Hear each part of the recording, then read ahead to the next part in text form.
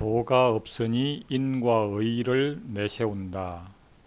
또는 도가 없는 곳에서 인과 의를 강조하더라. 이런 얘기가 되겠습니다. 노자 18장에 나오는 얘기입니다. 내용이 비교적 짧은데요. 자, 대도폐유인의. 대도가 폐기 되면, 없으면 유인의, 인과 의가 있더라, 이런 얘기입니다.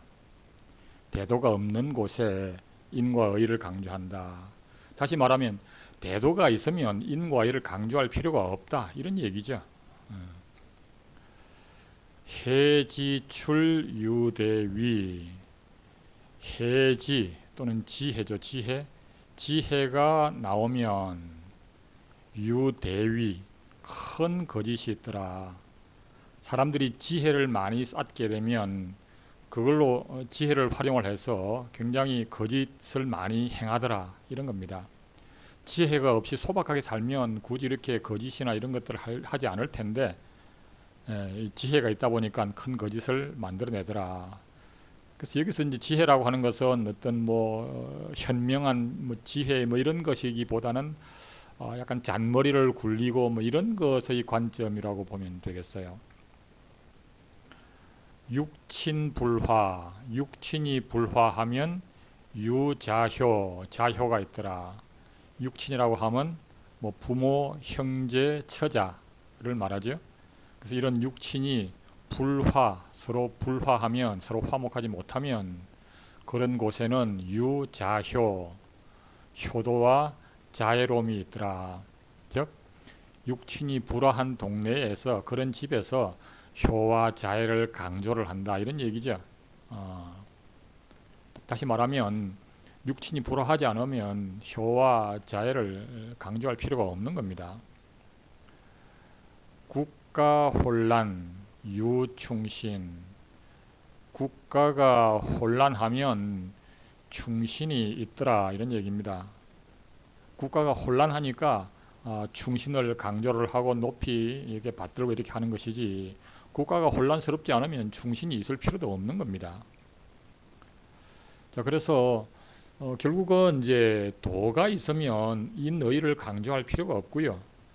그 다음에 지혜를 굳이 이렇게 안 다루어도 그러면 그냥 대위가 큰 거짓이 없도록 할 수 있는 거다. 육친이 불화하지 않으면 자효가 필요 없고요. 국가가 혼란하지 않으면 충신이 필요 없는 거다, 이런 겁니다. 다시 말하면 대도를 따라야 되고 지혜를 굳이 이렇게 쓰지 말고 육친이 화목해야 되고 국가가 안정되어 있으면 되는 거다, 이런 얘기죠. 근데 이런 내용이 직전 영상에도 거의 비슷한 내용이 나왔었죠. 어떤 얘기 있었냐면 38장인데요.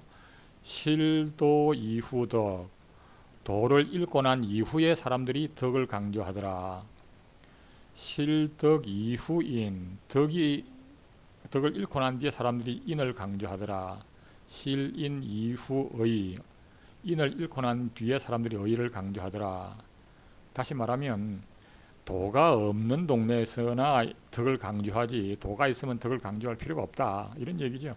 또는 덕이 있으면 인을 강조할 필요가 없는데 덕이 없다 보니까 인을 강조하는 것이지, 이런 거죠 다.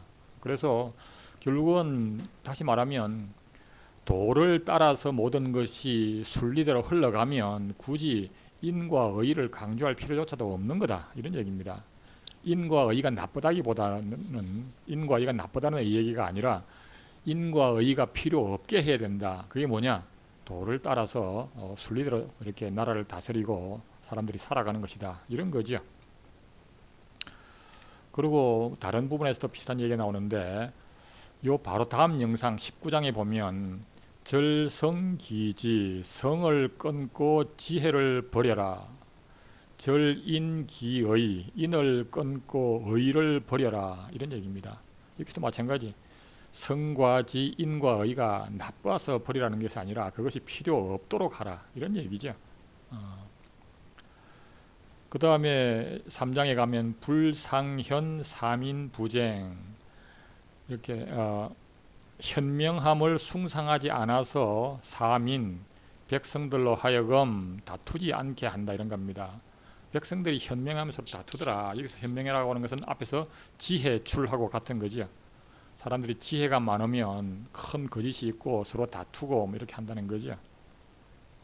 그래서 사실은 이제 인의 뭐 지혜 이런 게 굳이 나쁘다는 차원보다는 오히려 그것이 필요가 없도록 해야 된다. 여기에 방점이 있는 겁니다. 그게 바로 도를 따라서 무위를 행하고 그리고 스스로 그러함을